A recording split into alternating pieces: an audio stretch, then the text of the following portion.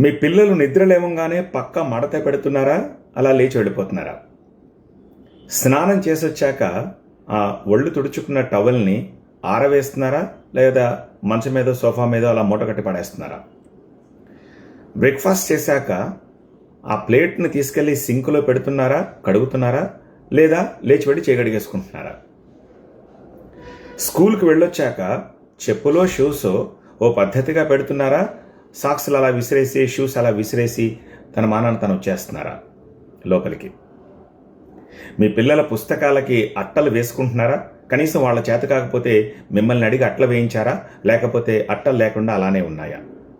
ఈ 5 కనీసం 3 వాళ్ళు చేస్తుంటే వాళ్ళకి క్రమశిక్షణ ఉన్నట్టే. కొంచెం మీరు వాళ్ళని ఎంకరేజ్ చేస్తే పూర్తిగా డిసిప్లిన్ అయిపోతారు. 4 చేస్తుంటే వాళ్ళు చాలా బాగా క్రమశిక్షణలో ఉన్నట్టు. ఇంకొంచెం మీరు వాళ్ళకి ఊతం ఇస్తే వాళ్ళు అద్భుతాలు చేస్తారు. 5 చేస్తున్నట్టయితే మీరు వాళ్ళ గురించి అసలు ఆలోచించాల్సిన అవసరం లేదు. భవిష్యత్తులో వాళ్ళు మార్గనిర్దేశకులు అవుతారు. 2 కూడా చేయట్లేదా? మీరు జాగ్రత్త పడాల్సిన అవసరం ఉంది.